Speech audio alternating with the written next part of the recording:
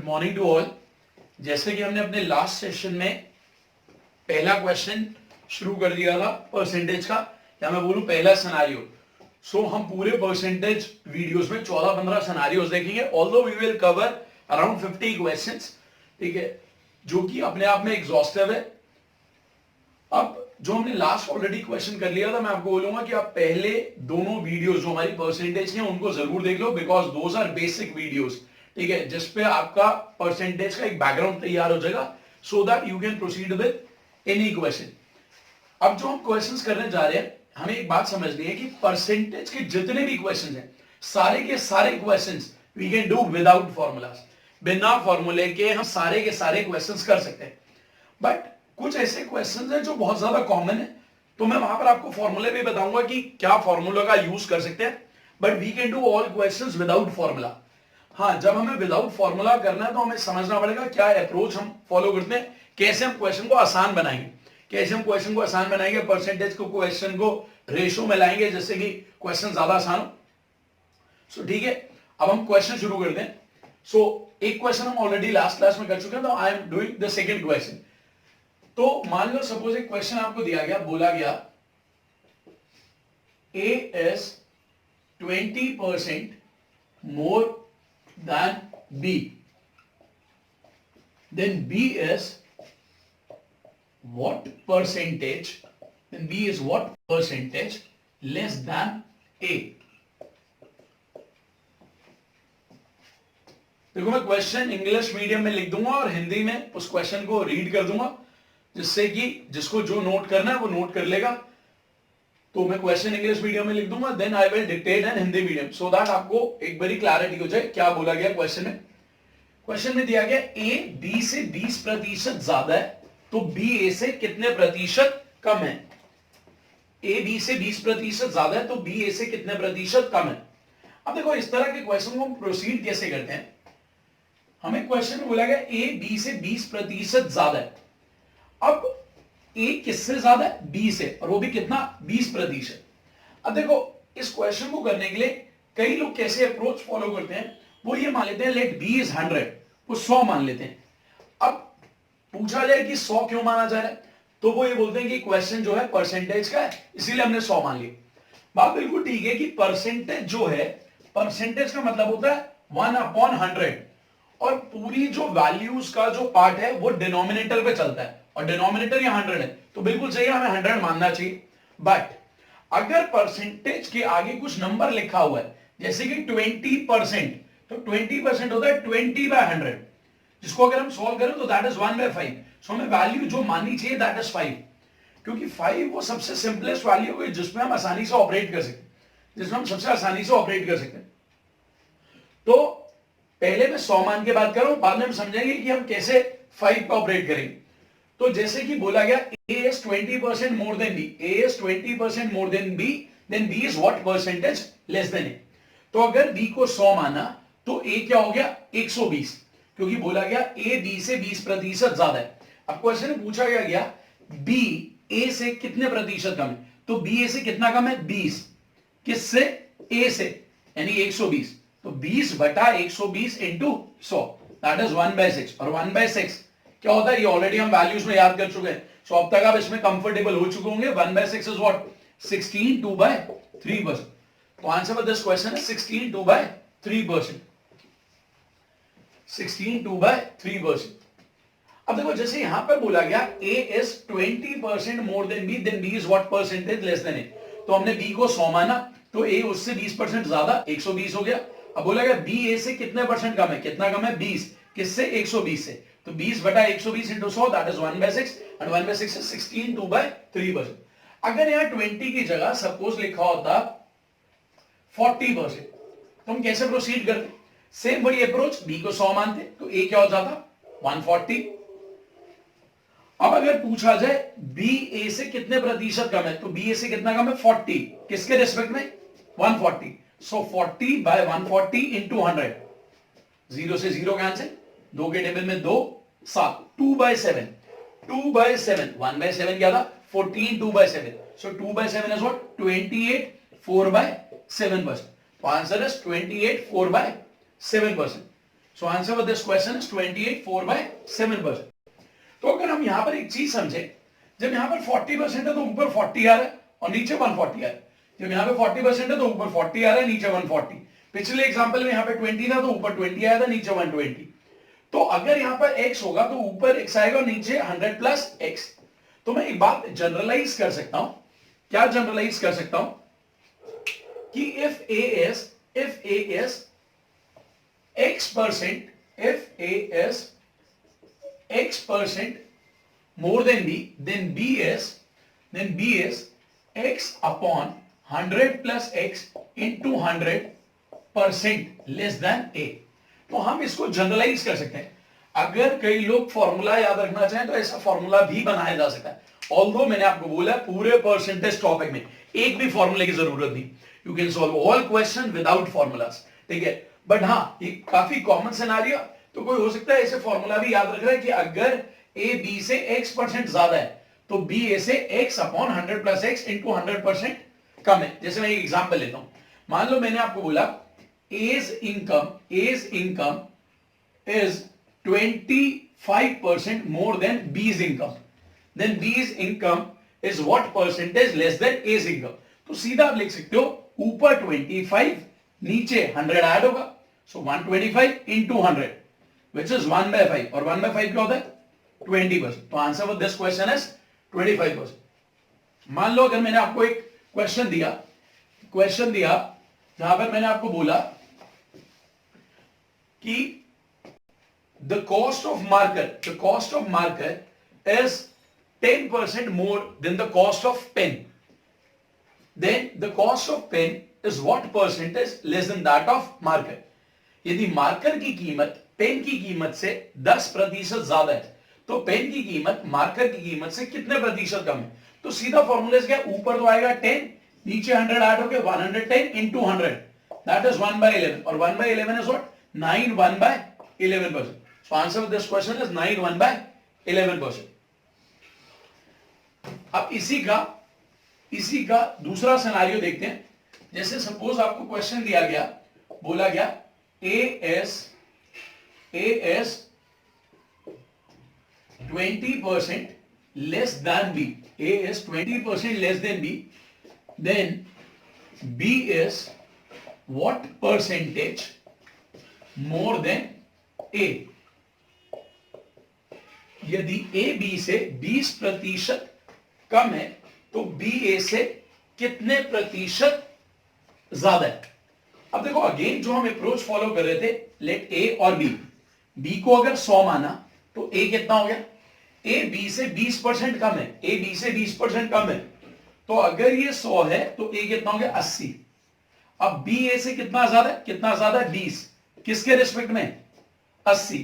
तो 20/80 into 100 that is 1/4 into 100 and 1/4 is what 25%. तो एक चीज और समझते हैं, जब यहां पर वर्ड लेस आ रहा है तो ऊपर वही वैल्यू आ रही है और नीचे 100 में से कम हो रहा है.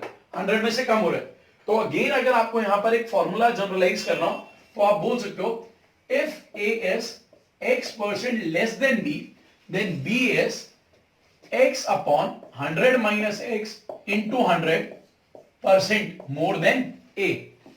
यदि A B से x% कम है तो B A से x बटा 100 माइनस x इंटू 100% ज्यादा है.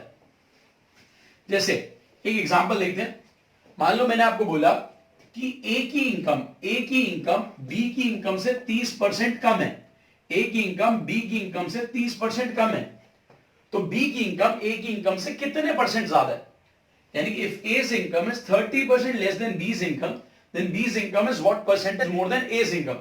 तो ऊपर तो 30 आएगा, नीचे 100 minus 30 that is 70. So 30/70 into 100 which is 3/7. 3/7 क्या होता है 1/7, 14 2/7. So 3/7 42 6/7%. So answer is 42 6/7%.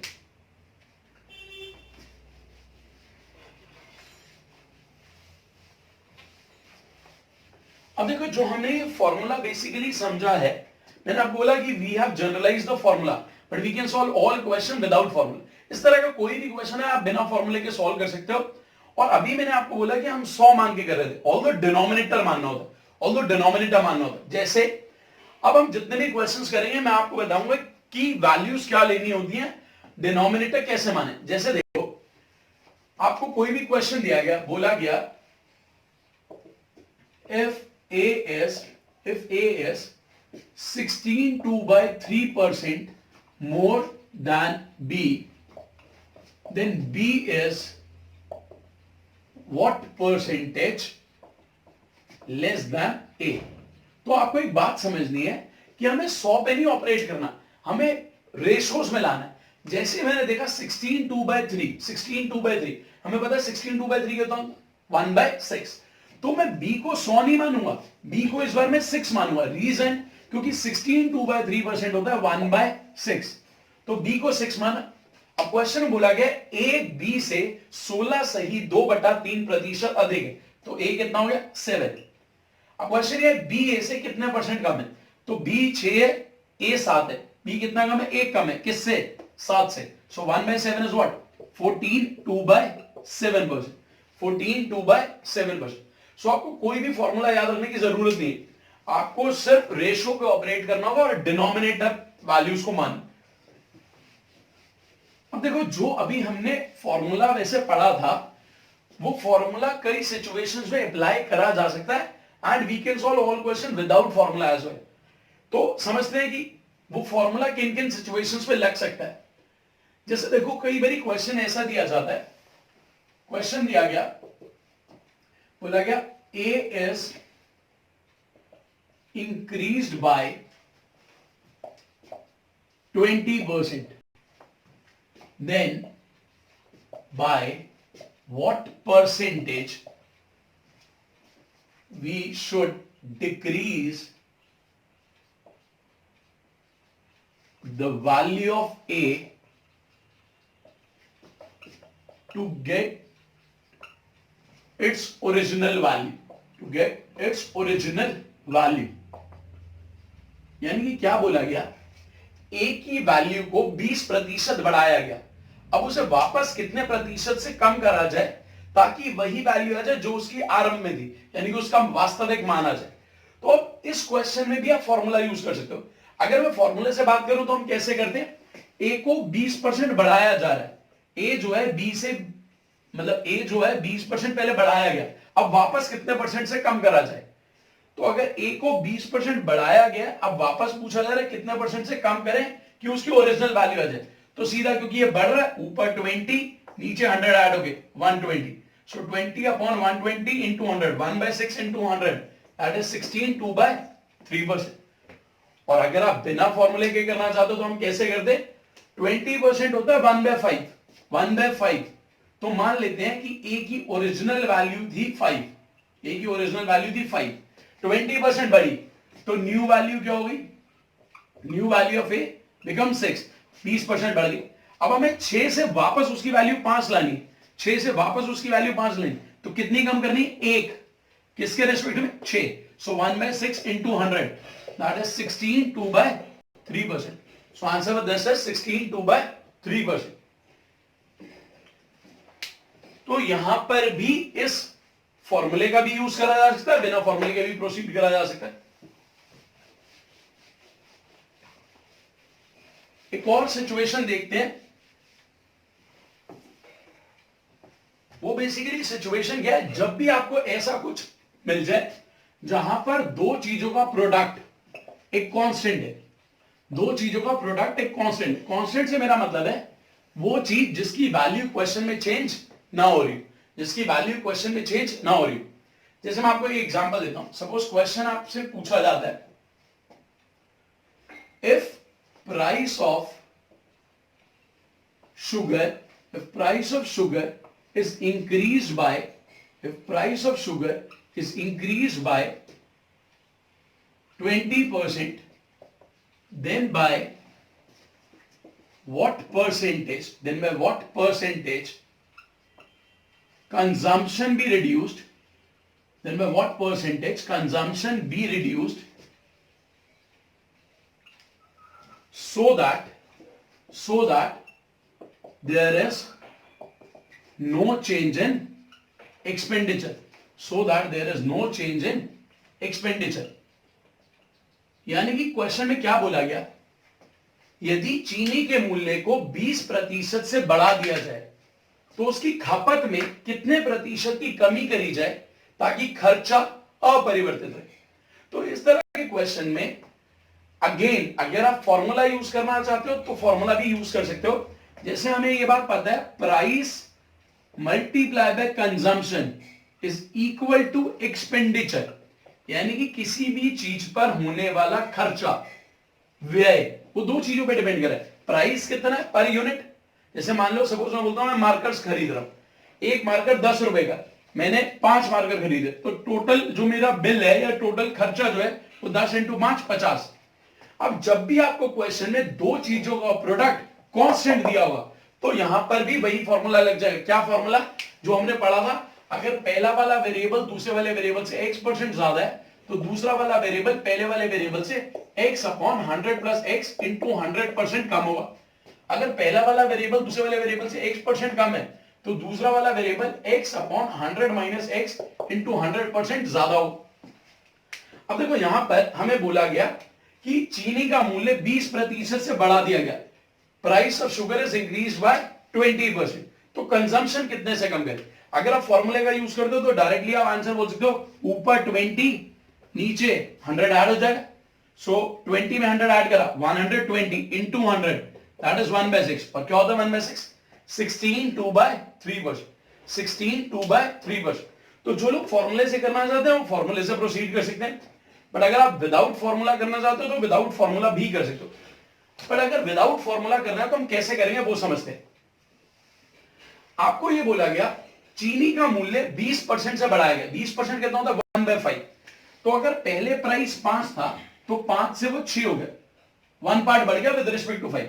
अगर प्राइस 5 से 6 हुआ, क्योंकि मुझे एक्सपेंडिचर को सेम रखना है, अगर प्राइस 5 से 6 हो गया इसका मतलब कंजम्पशन 6 से 5 हो गई, तो अगर ये 5 से 6 हुआ है तो ये 6 से 5 हो गया होगा, और अगर ये 6 से 5 हुआ है तो कितने परसेंट से कम हुआ, कितना कम हुआ 1 with respect to 6, and what is 1/6, 16 2/3%, 16 2/3%। अब जो ये चीज मैंने आपको बोली है a इंटू बी कॉन्स्टेंट, इस पर हमारे एग्जाम में कैसे कैसे क्वेश्चन पूछे गए, किन सिनेरियोस को पूछे गए, जो काफी कॉमन सिनेरियोस हैं उनकी बात करता हूं। जैसे कि पहला सिनेरियो जो हमारे एग्जाम में टेस्ट करा गया, जो मैंने अभी आपको एक एग्जांपल दिया, कुछ इस तरह का सिनेरियो कि प्राइस मल्टीप्लाई बाय क्वांटिटी या consumption is equal to expenditure. एक सिनेरियो कुछ ऐसा दे दिया गया जहां पर बोला गया length of rectangle multiply by breadth of rectangle is equal to area, और क्वेश्चन में एरिया यानी कि क्षेत्रफल को कांस्टेंट कर देते हैं। एक सिनेरियो आप देखोगे जब टाइम स्पीड डिस्टेंस टॉपिक आता है वहां पर बहुत ज्यादा कॉमन क्वेश्चन आता है कि speed into time is equal to distance, वहां पर भी इसका यूज हो जाता है। तो ये मैंने आपको कुछ कॉमन सिनेरियोस बताए जहां पर ये यूज में आता है। ऑल्दो इंपॉर्टेंट पार्ट ये आप हर उस जगह लगा सकते हो जहां दो चीजों का प्रोडक्ट कांस्टेंट है, जहां दो चीजों का प्रोडक्ट कांस्टेंट है, जहां दो चीजों का प्रोडक्ट कांस्टेंट है वहां पर ये लग जाएगा। तो जब भी दो चीजों का प्रोडक्ट कांस्टेंट होगा वहां पर ये अप्लाई हो जाएगा। तो मैं आपको एक दो एग्जांपल्स देता हूं जो अभी मैंने आपको सिनेरियोस बताए उस पर कैसे क्वेश्चन पूछा गया। जैसे मान लो क्वेश्चन दिया गया, if length of rectangle is increased by 37.5%, then by what percentage its breadth be reduced,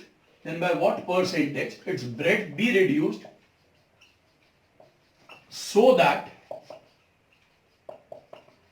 there is no change in area, क्या बोला गया, यदि किसी आयत की लंबाई को 37.5% से बढ़ा दिया जाए तो उसकी चौड़ाई को कितने प्रतिशत से कम करा जाए कि उसके क्षेत्रफल में कोई परिवर्तन ना हो। अब हम सबको पता है कि एरिया ऑफ रेक्टेंगल क्या होता है, length into breadth, length into breadth is area. तो मैंने आपको बोला कि जैसे कभी भी इस तरह का क्वेश्चन आएगा हम रेशो पे ऑपरेट करेंगे, क्योंकि रेशो पे हमारी कैलकुलेशन आसान होती है। जैसे ही नंबर दिया गया 37.5%, आप सबको पता है हम ऑलरेडी परसेंटेज कैलकुलेशन में पुरानी वीडियोस में बात कर चुके हैं, और जिन्होंने पहली 2 वीडियोस अगर नहीं देखी हैं, मैं बोलूंगा कि उन दोनों वीडियोस को आप दोबारा देखो, उन पे थोड़ी प्रैक्टिस करो, क्योंकि वही आपकी स्पीड को एनहांस करने में हेल्प करेगा। 37.5% जैसे ही देखा, 37.5% होता है 3/8, यानी कि अगर पहले लेंथ 8 थी तो 3 बढ़ गई, कितनी हो गई 11। अगर लेंथ 8 से 11 हुई है, क्योंकि एरिया कांस्टेंट है, तो ब्रेड्थ पक्का 11 से 8 हो गई होगी। और अगर ब्रेड्थ 11 से 8 हो गई है तो कितनी कम हुई है, 3, किसके रिस्पेक्ट में, 11। सो 3/11 इंटू 100, 1/11 होता है 9 1/11, सो 3/11 इज 27 3/11%। So answer is 27 3/11%। एक और एग्जांपल देखते हैं।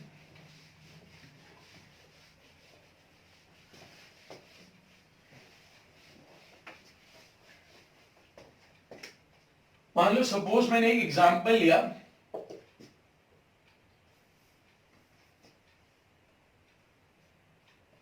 if a person decreases his speed, if a person decreases his speed by 25%, then to cover the same distance, his time will increase by what percentage? Increase by what percentage? यदि एक व्यक्ति अपनी चाल को 25% से घटा दे तो वही दूरी तय करने में उसके द्वारा लिया गया समय कितने प्रतिशत से बढ़ जाए।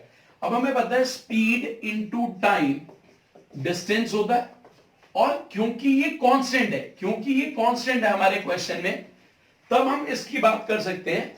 बोला गया स्पीड 25% से कम करिए, 25% होता है 1/4, यानी कि अगर 4 थी तो 4 से 3, अगर स्पीड 4 से 3 हुई है तो टाइम 3 से 4, तो कितना बड़ा, 1, किसके रेस्पेक्ट में, 3। सो 1/3 इज व्हाट, 33, 1/3%। तो बेसिकली आज जो हमने क्वेश्चन की बात करी है, उस क्वेश्चन में हमने ये समझा कि चाहे क्वेश्चन में ऐसा बोला जाए कि A is 20% more than B, then B is what percentage less than A, या फिर A is 20% less than B, then B is what percentage more than A, तो इनमें हम फॉर्मूला भी यूज कर सकते हैं। और फॉर्मूला हमने पढ़ा था, अगर A B से X% ज्यादा है, तो B A से X upon 100 plus X into 100% कम है, और अगर A B से X% कम है तो B A से X upon 100 minus X into 100% ज्यादा है। एक तो हमने इस क्वेश्चन की बात करी थी, एक हमने क्वेश्चन ये डिस्कस करा कि अगर A की वैल्यू को पहले 25% से बढ़ाया गया, वापस कितने परसेंट से कम करें कि उसकी ओरिजिनल वैल्यू आ जाए, तो यहां पर भी वही फॉर्मूला लग जाएगा। And we have done all question without formula as well, ठीक है, रेशो पे ऑपरेट करें। और एक हमने डिस्कस करा कि जब भी दो चीजों का प्रोडक्ट कांस्टेंट होगा तो भी हम ये यूज कर सकते हैं। आगे हम समझेंगे जब ये कांस्टेंट नहीं होगा तो कैसे प्रोसीड करते हैं। अगला सेशन जो हमारा होगा वहां पर हम ये भी समझेंगे कि अगर ये कांस्टेंट नहीं है तो कैसे प्रोसीड करें।